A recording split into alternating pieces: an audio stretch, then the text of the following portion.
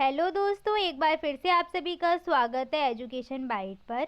आपकी संस्कृत के डीएलएड की क्लास चल रही थी थर्ड सेमेस्टर वालों की। ठीक है, फर्स्ट सेमेस्टर वालों के लिए ये वीडियो नहीं है। काफ़ी सारे बच्चे ये पूछ रहे थे फर्स्ट सेमेस्टर वाले कि हमने पहले की क्लास देख ली है, क्या हमें इस क्लास को भी नोट करना है। नहीं, ये आपके लिए है ही नहीं क्लास, ये थर्ड सेमेस्टर वालों के लिए। और थंबनेल से आपको वैसे ही क्लियर हो जाएगा कि आपकी कौन सी किस सेमेस्टर के लिए क्लास है। तो थर्ड सेमेस्टर वालों ये क्लास आपके लिए है। और इसमें आपका जो फर्स्ट पार्ट था जो संस्कृत वर्णमाला का, जिसमें आपके माहेश्वर सूत्र थे और प्रत्याहार थे, वो मैं आपको पढ़ा चुकी हूँ। आज की क्लास में हम पढ़ेंगे कि संस्कृत वर्णमाला में जो वर्ण है उनको कितने भागों में बांटा गया है और किस तरीके से उनका सीक्वेंस है, उन सभी को देखेंगे। तो चलिए स्टार्ट करते हैं वर्णमाला। उम्मीद करती हूँ जो लास्ट क्लास में मैंने आपको वर्क दिया था कि आपको माहेश्वर सूत्र याद करने हैं, वो आप लोगों ने याद कर लिए होंगे। कोशिश करूँगी अब मैं आपकी कंटिन्यू क्लास ले सकूँ। कुछ प्रॉब्लम्स ऐसी चल रही थी कि आपकी रेगुलर क्लास नहीं हो रही थी, और क्या प्रॉब्लम है वो सब लोग जानते ही हैं। तो चलिए अब मैं कोशिश करूँगी कि आपको जल्द से जल्द आपका सिलेबस करा सकूँ। मैं स्टार्ट करते बिना टाइम वेस्ट किए। वर्णमाला क्या होती है? तो वर्णमाला सभी बच्चे जानते हैं, हिंदी में पढ़ के आए हुए हैं कि वर्णों की व्यवस्थित समूह को वर्णमाला कहा जाता है। संस्कृत वर्णमाला में कुल वर्णों की संख्या कितनी? तो संस्कृत वर्णमाला में कुल आपके 46 वर्ण हैं। यहीं अगर हम बात करें माहेश्वर सूत्रों की संख्या कितनी है, तो माहेश्वर सूत्र आपके कितने हैं? 14 माहेश्वर सूत्र हैं। अगर यहीं हम बात करें प्रत्याहार कितने हैं संस्कृत में, तो जो आपके प्रत्याहार है संस्कृत में वो 42 यानी कि 42 प्रत्याहार है, 14 माहेश्वर सूत्र है। और संस्कृत वर्णमाला में कुल वर्ण की संख्या कितनी है? 46। अब आगे बढ़ते हैं। वर्णों के प्रकार क्या क्या हैं? तो संस्कृत वर्णमाला में जो वर्ण है उनको दो प्रकार के वर्ण होते हैं, एक आपका स्वर और दूसरा व्यंजन। हिंदी में भी आपने पढ़ा हुआ है स्वर और व्यंजन। बस यहाँ पर क्या है, आपसे क्वेश्चन पूछा जाता है कि स्वर के लिए कौन सा प्रत्याहार संस्कृत में है। तो स्वर को हम अच प्रत्याहार से डिनोट करते हैं और व्यंजन को हम हल प्रत्याहार से डिनोट करते हैं।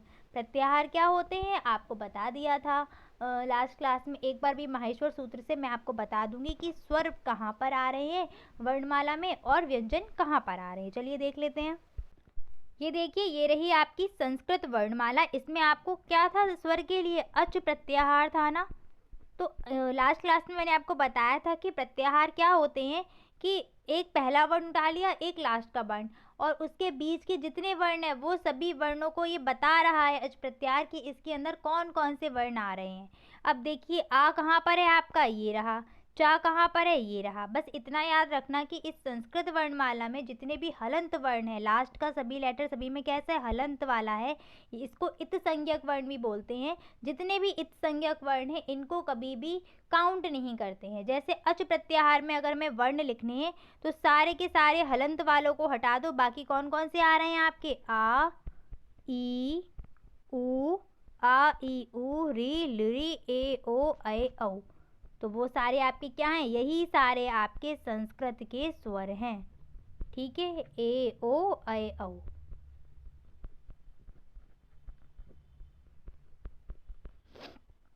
ये सभी क्या हैं? आपके संस्कृत में स्वर हैं। तो समझ गए अच प्रत्याहार कहाँ पर है। बात करते हैं हल प्रत्याहार की। हा कहाँ पर है? ये। और ला कहाँ पर है? ये रहा। तो इस हल प्रत्याहार में आपके सारे के सारे क्या आ रहे हैं? व्यंजन आ रहे होंगे। क्लियर? समझ गए आप लोग कि प्रत्याहार कैसे, और प्रत्याहार अगर आपको कोई भी प्रत्याहार दे दिया जाए तो उसमें वर्ण कैसे लिखने हैं।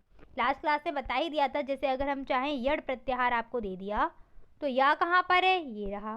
रा कहाँ पर है? ये रहा। इनके बीच में अगर हमें वर्ण लिखने हैं तो हलंत वाले यानी कि इत्संज्ञक वर्णों को नहीं लिखना है, बाकी सभी को लिखो। तो क्या आ जाएगा? या, व, र, ला।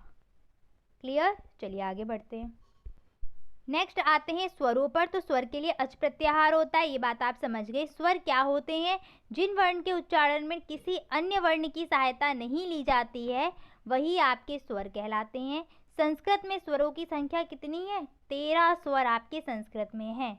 तो अच प्रत्याहार में कौन कौन से वर्ण आ रहे? कभी आपसे पूछे तो आप क्या बताएंगे? आ, ई, उ, री, री, ए, ओ, ऐ, औ। अब यहाँ पर कितने स्वर मिल रहे हैं? 1 2 3 4 5 6 7 8 1 2 3 4 5 6 7 8 9 9 स्वर मिल रहे हैं 13। ये कैसे हुआ? तो इनके जो दीर्घ स्वर हैं उनको भी इसी में काउंट किया गया है। जैसे आ का क्या हो जाएगा? आ, ई का ई, उ का उ, इनको भी काउंट करेंगे। और री का भी दीर्घ होता है आपका, तो ये आपके कितने 4 और ऐड हो जाएंगे और आपका 13 स्वर हो जाएंगे। चलिए अब बात करते हैं स्वर कितने प्रकार के होते हैं या स्वरों का भेद कौन कौन से स्वर के भेद हैं। तो आप सभी जानते हैं स्वर आपके कितने 3 प्रकार के होते हैं, वो भी किस आधार पर, समय के अनुसार। यानी कि जब हम स्वर को बोल रहे हैं आ, तो जब ये स्वर बोलेंगे ना तो इनको बोलने में कितना समय लग रहा है उसके आधार पर इनको बांटा गया है। स्वर को 3 भागों में बांटा है इसी आधार पर, ह्रस्व, दीर्घ और प्लुत। ह्रस्व वे स्वर होते हैं जिन्हें बोलने में 1 मात्रा का समय लगता है। दीर्घ वो होते हैं जिन्हें बोलने में 2 मात्रा का समय लगता है। प्लुत वो होते हैं जिन्हें बोलने में 3 मात्राओं का समय लगता है। तो ह्रस्व की परिभाषा क्या बनेगी, जिन वर्णों के उच्चारण में 1 मात्रा का समय लगता है उन्हें क्या बोलते हैं, ह्रस्व स्वर। और इसका दूसरा नाम क्या है, एक मात्रिक स्वर। इन सभी स्वरों को एक मात्रिक स्वर के नाम से भी जाना जाता है। अब इन स्वरों की संख्या कितनी हो जाएगी, आ, ई, उ, री, री। स्वर कितने हैं, 5। बस इतनी बात ध्यान रखनी कि आपका हिंदी में ये जो री वाला है ना, ये वाला स्वर नहीं था, पर आपका संस्कृत में आपको री स्वर देखने को मिलेगा। आगे बढ़ते हैं दीर्घ स्वर की तरफ। इनकी संख्या ध्यान रखना, ह्रस्व स्वर कितने हैं, 5 है। कौन कौन से, आ, ई, उ, री। नेक्स्ट आइए दीर्घ स्वर पर। तो दीर्घ स्वर कौन से होते हैं, जिन्हें बोलने में 2 मात्रा का समय लगता है, यानी कि ह्रस्व से दुगना समय लग रहा है। तो इनके उच्चारण में 2 मात्रा का समय लगता है, यही डेफिनेशन बन जाएगी और इन्हीं को दीर्घ स्वर बोला जाता है। इनका दूसरा नाम क्या बनेगा, द्विमात्रिक स्वर। ठीक है, इनकी संख्या कितनी, तो इनकी संख्या है 8 और 8 5 कितने हो जाएंगे, 13। टोटल 13 स्वर हो जाएंगे। कौन कौन से दीर्घ हैं, छोटे आ का क्या हो जाएगा, बड़ा आ, ई, उ, ए, ओ, ए, औ और री का भी दीर्घ होता है री।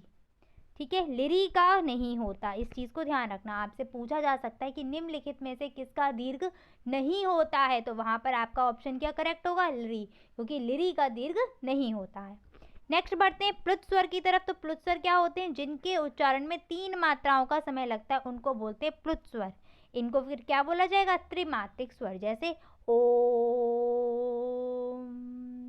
इस तरीके से ओम को बहुत खींच के बोला जाता है। ठीक है, तो ओम आपका प्लुत स्वर में आएगा। नेक्स्ट बढ़ते हैं व्यंजन की तरफ। तो व्यंजन के लिए आपका कौन सा प्रत्याहार दिया गया है, हल प्रत्याहार, जो मैंने अभी आपको दिखा दिया था माहेश्वर सूत्र में। बस एक चीज़ ध्यान रखना, अगर आपसे कभी पूछा जाए हल प्रत्याहार में कितने व्यंजन हैं, हल प्रत्याहार में व्यंजनों की संख्या कितनी है, तो वो आपके 33 व्यंजन होते हैं। पर हल प्रत्याहार में टोटल वर्ण कितने हैं, अगर टोटल वर्ण काउंट करने को बोला जाए तो वहाँ पर आपके वर्ण निकल के आते हैं टोटल 34। क्यों निकल के आते हैं, अगर आप देखेंगे तो वहाँ पर हा जो है ना 2 बार आया हुआ है, तो जब टोटल वर्ण काउंट करोगे तो हा को दोनों बार गिनना पड़ेगा, इसलिए जो वर्ण है वो 34 हो जाएंगे। और अगर व्यंजन देखें उसमें तो टोटल व्यंजन कितने रहेंगे, 33, क्योंकि व्यंजन जब 33, क्योंकि हा को 2 बार थोड़ा ना व्यंजन में काउंट करेंगे। समझ में आ गया। चलिए, व्यंजन क्या होते हैं, जो स्वरों की सहायता से उच्चारण किए जाते हैं वो व्यंजन कहलाते हैं।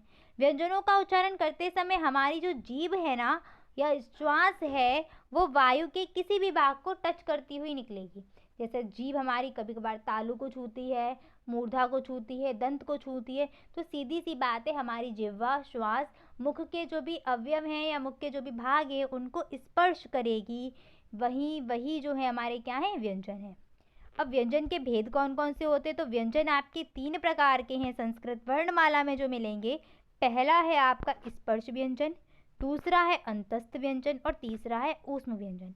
स्पर्श व्यंजनों की संख्या है टोटल 25, अंतस्थ की है 4 और ऊष्म की भी है 4। तो इस प्रकार से आपके टोटल वर्ण जो टोटल व्यंजन है वो कितने बनते हैं, 33, और 33 हो गए व्यंजन। स्वर कितने थे आपके, 13, और टोटल जब इनको ऐड करोगे तो कितना निकल के आ जाएगा, 46। संस्कृत वर्णमाला में टोटल वर्ण कितने थे, 46 ही वर्ण थे। चलिए नेक्स्ट बढ़िए व्यंजन स्पर्श व्यंजन पर। तो स्पर्श व्यंजन क्या होते हैं, जिन व्यंजनों के उच्चारण में जीभ मुख के अलग अलग स्थानों को स्पर्श करती है उसी को हम बोलते हैं स्पर्श व्यंजन। स्पर्श आ रहा है खुद ब खुद, यानी कि जो हमारी जीभ है वो मुख में कहीं दांत को स्पर्श करेगी, कहीं तालु को करेगी, कहीं मूर्धा को करेगी, ठीक है। तो स्पर्श व्यंजन क्या है, जिसमें हमारी जीभ मुख के अलग अलग भागों को स्पर्श कर रही होगी, वो स्पर्श व्यंजन है। और आपके स्पर्श व्यंजन सेम आपको हिंदी वाले याद करने हैं, यानी कि जो उनका क्रम है ना, का वर्ग, चा वर्ग, पा वर्ग, टा वर्ग, ये तो आपका जो है पहला का वर्ग, फिर चा वर्ग, फिर टा, फिर ता, फिर पा, ये जो 5 वर्ग हैं, इन पांचों वर्ग में 5 वर्ण आते हैं और 5 का 5 में मल्टीप्लाई किया तो कितना 25 निकल के आए। यही व्यंजनों की संख्या है। टोटल व्यंजन कितने हो गए 25। का से लेके माँ तक के आपके सारे क्या हैं, स्पर्श व्यंजन है। क ख ग घ ञ च छ ज झ ञ ट ठ ड ढ न ता थ द ध न पा फ बा भा मा। ठीक है, तो ये आपके रहे 25 स्पर्श व्यंजन। नेक्स्ट आगे बढ़ते हैं अंतस्थ व्यंजन की तरफ। तो अंतस्थ व्यंजन के लिए आपका प्रत्याहार कौन सा दिया है, यड़ प्रत्याहार है आपका, जिसमें आपके अंतस्थ व्यंजन आते हैं।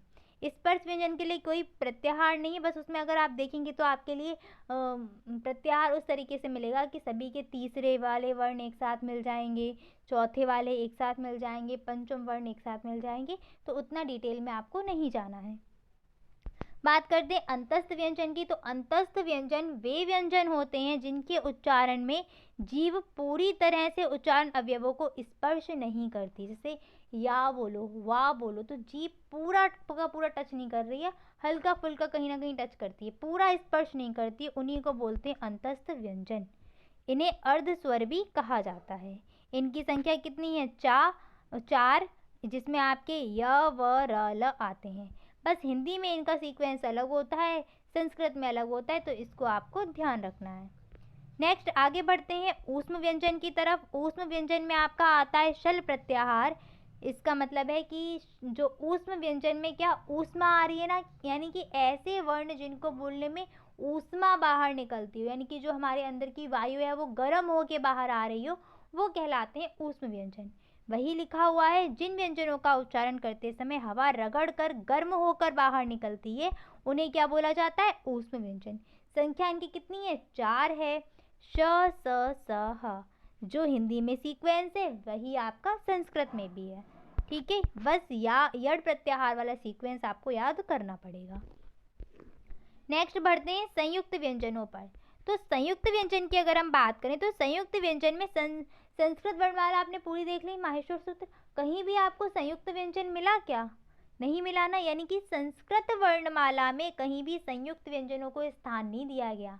ठीक है, पर फिर भी संयुक्त व्यंजन यूज होते। तो संयुक्त व्यंजन बनते कैसे हैं, दो व्यंजनों को मिलाया और आपका जो नया व्यंजन बन के आया वही क्या है, संयुक्त व्यंजन। यानी जब दो वर्ण को मिलकर एक वर्ण बनाते हैं तो उन्हें ही संयुक्त व्यंजन कहा जाता है। देख पा रहे हैं का और शा को मिलाया तो क्या बना, छा। बस इतना याद रखना, ये जो पहले वाले होंगे ना सारे इत्संज्ञक यानी कि हलंत में लेने होंगे आपको। ऑप्शन आपको कई बार ऐसा भी मिल सकता है, का प्लस सा इज इक्वल टू छा, तो ये ऑप्शन गलत है क्योंकि का क्या है, हलंत में नहीं है। ठीक है, ध्यान रखिएगा इस चीज़ को। ता और रा को मिला के त्रा बनेगा, जा प्लस या को मिला के ज्ञा बनेगा, शा प्लस रा को मिला के श्रा बनेगा। नेक्स्ट आते हैं, नोट यहाँ पर लिख दिया है, संस्कृत वर्णमाला में संयुक्त व्यंजनों का कोई स्थान नहीं है क्योंकि संयुक्त व्यंजन दिए ही नहीं गए संस्कृत वर्णमाला में। आगे बढ़ते हैं अयोग वाह। अयोग वाह के बारे में सभी जानते हैं कि ये ना तो स्वर होते हैं और ना ही व्यंजन होते हैं। इसमें आपके दो आते हैं, एक अनुस्वार और दूसरा विसर्ग। अनुस्वार में आपका अंग आता है और विसर्ग में आपका अह आता है। इनसे बने हुए वर्ण आप आराम से लिख पाएंगे। अंग हो गया आपका, ठीक है, और इसमें आप विसर्ग में लिख सकते हैं रामः। ठीक है, इस तरीके से और भी एग्जाम्पल लिख सकते हैं। नेक्स्ट अनुनासिक वर्ण कौन से होते हैं, तो इन सब अनुस्वार और अनुनासिक को मैं आपको डिटेल में क्लियर और कर दूंगी जब मैं इनके उच्चारण स्थान पढ़ाऊंगी। अभी तो आप यहाँ पर समझ जाइए कौन से अयोगवाह में आते हैं।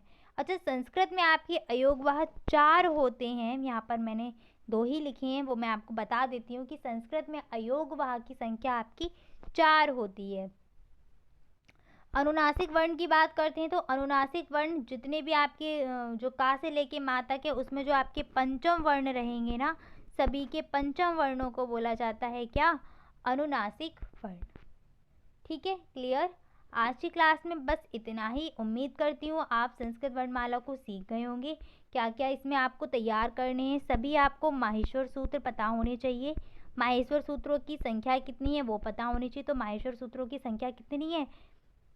14। प्रत्याहार कितने हैं संस्कृत में? तो प्रत्याहार आपके कितने हैं? 42। संस्कृत में टोटल वर्ण कितने हैं? टोटल वर्ण यानी कि कुल वर्ण कितने होते हैं संस्कृत वर्णमाला में? 46। जिसमें से आपके स्वर कितने हैं? स्वर हैं आपके 13 और व्यंजन आपके कितने हैं? व्यंजन हैं आपके 33। व्यंजन कितने हैं? 33। अब बात करते हैं कि व्यंजन के लिए कौन सा प्रत्याहार है, स्वर के लिए कौन सा प्रत्याहार है। तो व्यंजन के लिए आपका अच प्रत्याहार है, और स्वर के लिए आपका अच प्रत्याहार है और व्यंजन के लिए आपका हल प्रत्याहार है।